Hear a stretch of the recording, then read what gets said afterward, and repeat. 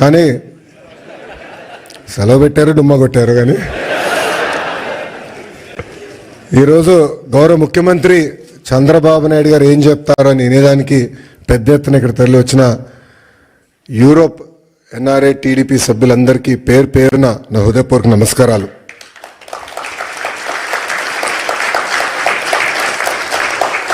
తెలుగు జాతి సత్తా ఏంటో ఢిల్లీకి వినిపించిన వ్యక్తి విశ్వవిఖ్యాత నరసార్వభౌమ స్వర్గీయ నందమూరి తారక రామారావు గారు.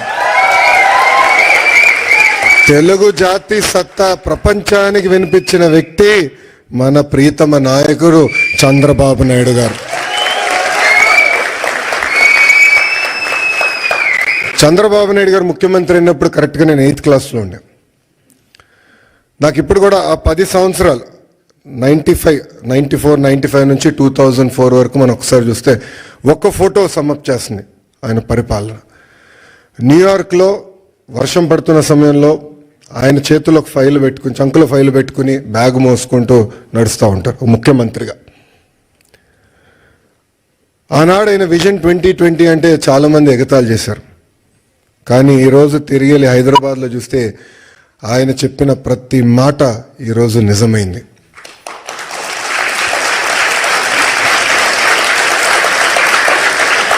బాబు గారు 4వ సారి ముఖ్యమంత్రి అయ్యారు. కానీ రాము అన్నట్టు మా అందరికన్నా స్పీడ్. సో రాము అడిగాడు, అన్నా నువ్వు ఢిల్లీ ఫ్లైట్లో వస్తున్నా అంటే, డోస్ నీకు జాలేరా, నేను వద్దా ఫ్లైట్లో, నేను బాంబే నుంచి వస్తానని చెప్పా.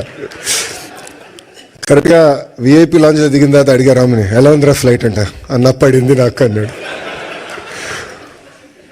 అంటే చంద్రబాబు నాయుడు గారు ఒక సోర్స్ ఆఫ్ ఎనర్జీ. ఆయనకి చాలా అద్భుతమైన ఐడియాస్ ఉంటాయి. ఆ ఎనర్జీలో మనం ఎంత నింపుకుంటాం అనేది చాలా చాలా ఇంపార్టెంట్. కానీ ఒక్కసారి చంద్రబాబు నాయుడు గారి జీవిత చరిత్ర చూస్తే అనేక ఇబ్బందులు ఎదుర్కొని పైకి ఎదిగిన వ్యక్తి. కేవలం రాజకీయాల్లో కాదు, ఈజ్ అ సీరియల్ ఆంటర్‌ప్రెన్యూర్. ఇక్కడ చాలామందికి తెలియదు ఆ విషయం. ఇక్కడ మీలో చాలామంది ఆంటర్‌ప్రెన్యూర్స్ అవ్వాలనుకుంటున్నారు. ఆయన సుమారుగా 4 కంపెనీలు స్టార్ట్ చేశారు, 3 ఫెయిల్ అయినాయి. 4వది హెరిటేజ్ ఫుడ్స్. 3 ఫెయిల్ అయినాయని ఆయన ఏనాడు బాధపడలేదు, ఇబ్బంది పడలేదు, ఇంట్లో పడుకోలేదు. 80% సక్సెస్ అవ్వాలని ఆయన వెళ్ళారు. రాజకీయాల్లో మనం చూసాం, ముఖ్యమంత్రిగా దేశం మొత్తం ఆయన వైపు చూసే విధంగా ఒక నాయకుడిగా ఆయన ఎదిగిన. రాజకీయాల్లో హైస్ ఉంటాయి, లోస్ ఉంటాయి.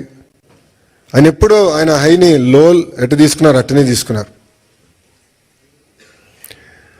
వాస్తవంగా మాకు లోయెస్ట్ పాయింట్ బాబు గారిని అరెస్ట్ చేసినప్పుడు, బహుశా ఇక్కడున్న అందరు కూడా అది మన జీవితంలో లోయెస్ట్ పాయింట్. నేనున్నాను అక్కడ, నేను చూసా. ఆయన ఎక్కడ అధైర్యపడలా. చూశారు, జడ్జి వైపు కూడా నవ్వుతా చూసి నడుచుకుంటూ వెళ్ళారు. ఎక్కడ అధైర్యపడలా. 52 రోజులు ఆయన బంధిస్తే మేము వెళ్ళేవాళ్ళం ములాఖాత్కి. మళ్ళీ అక్కడ కూడా మాకు అక్షంతలు పడేది. మొత్తం ఆయన చదివేసేవారు డాక్యుమెంట్లు, నోటింగ్స్తో సహా మాకు చెప్పారు, ఇక్కడ మీరు వీక్గా ఉన్నారు, ఇక్కడ చూసుకోండి, ఇక్కడ జాగ్రత్తగా ఉండండి. ఎప్పుడు అధైర్యపడలా. ఆయన బయటకు వచ్చిన తర్వాత కూడా ఒక సింహంలాగా వచ్చారు. ఆ విజువల్స్ మనందరం చూసాం. ఇది మీ అందరికి ఎందుకు చెప్తున్నానంటే, జీవిత ప్రయాణంలో మనందరం అనేక ఇబ్బందులు ఎదుర్కొంటాం. ఒక ఆంటర్‌ప్రెన్యూరియల్ జర్నీ అవ్వచ్చు, పొలిటికల్ జర్నీ అవ్వచ్చు, మనందరం అనేక ఇబ్బందులు ఎదుర్కొంటాం. కానీ నమ్ముకున్న దానికోసం అహర్నిశలు కష్టపడితే మనం ఆశించింది, ఆలోచించింది సాధించగలుగుతామన్న నిజం స్వరూపం గౌరవ ముఖ్యమంత్రి చంద్రబాబు నాయుడు గారు. ఎన్ఆర్ఐస్ అంటే నాన్ రెసిడెంట్ ఇండియన్స్ అంటారు. నాకు మటుకు మీరు ఎంఆర్ఐస్, మోస్ట్ రిలయబుల్ ఇండియన్స్.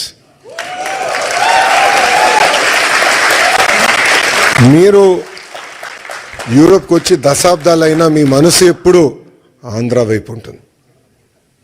2019 నుంచి 24 వరకు రాష్ట్రం దారి తప్పిందే, మనం అనేక ఇబ్బందులు ఎదుర్కొంటున్నాం, మన పరువు పోతుందని చాలామంది నన్ను కలిశారు, నాతో మాట్లాడారు, నాకు వాట్సాప్లో మెసేజ్ పెట్టారు.